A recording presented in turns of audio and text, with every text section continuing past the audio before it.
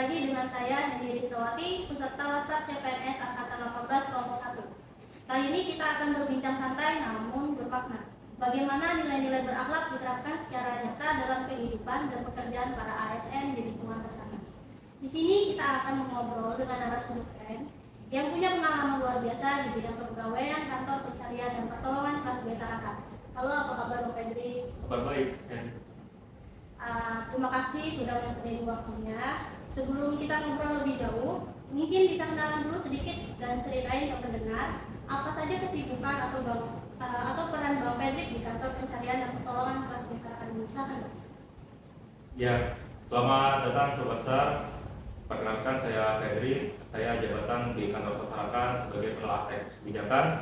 Saat ini di 2025 diberikan amanah tugas PPSPN, itu adalah tugas utama. Namun selain itu juga di kantor Tarakan dapat tugas tambahan sebagai pengelola kepegawaian. Nanti saya dengan ini akan berkolaborasi di pengelola kepegawaian.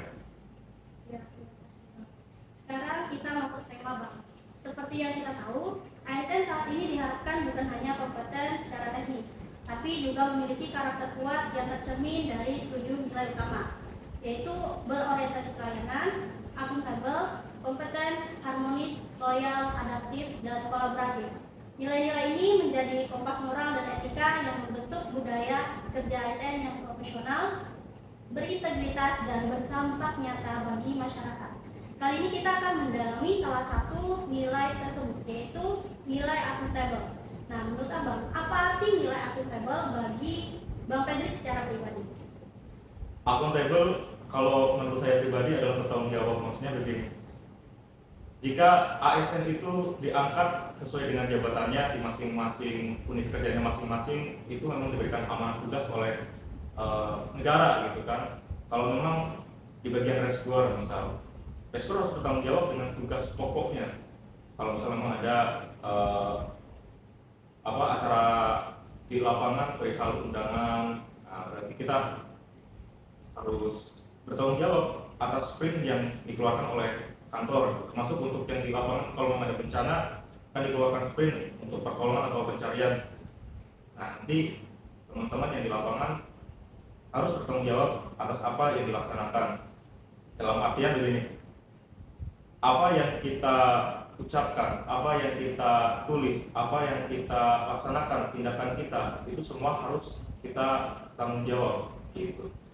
Misal Henny di kepegawaian, Henny punya tugas pokok misal tentang cuti. Henny harus mendata cuti-cuti anggota di kantor Tarakan untuk selanjutnya kalau misal memang ada cuti lain atau ada keluh kesah dari teman-temannya gitu kan, nah harus bertanggung jawab.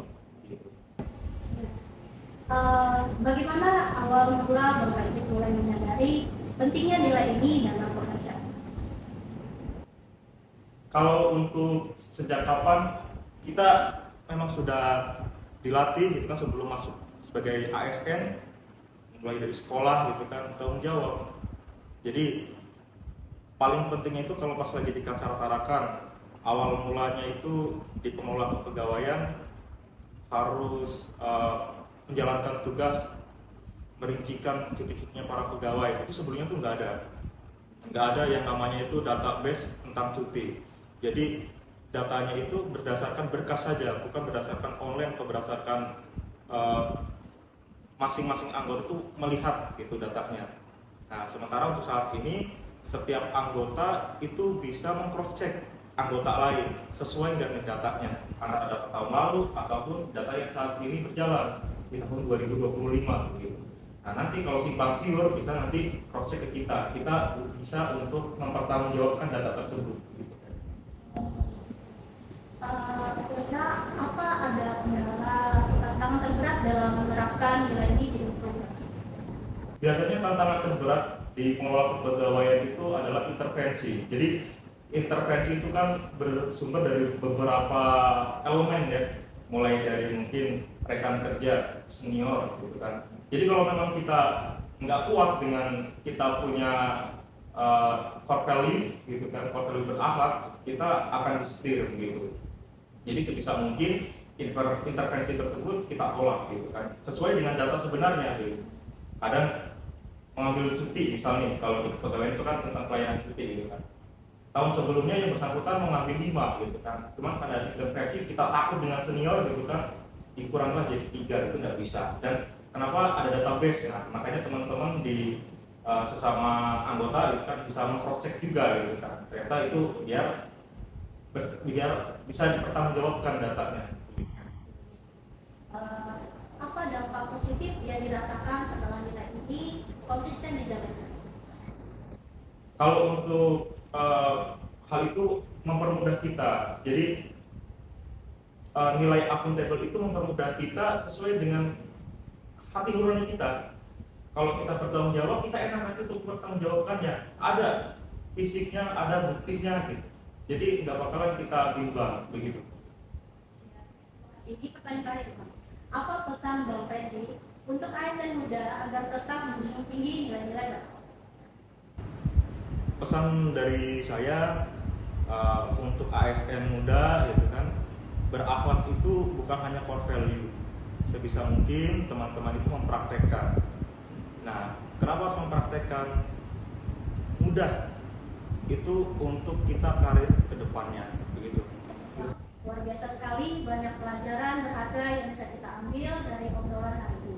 Nilai akuntabel ternyata bukan sekedar teori, tapi bisa diterapkan secara nyata dan justru jadi fondasi kuat dalam membangun kepercayaan publik serta kinerja yang berintegritas. Terima kasih banyak kepada Bapak Fredrik atas waktu dan inspirasinya. Semoga cerita hari ini bisa memotivasi rekan-rekan ASN di seluruh Indonesia untuk terus menghidupi nilai-nilai dasar ASN berakhlak dalam setiap langkah pengabdian. Sekian dari kami. We are family, profesional, modern, teruji. Abigna Jaga Samagra. Wassalamualaikum warahmatullahi wabarakatuh.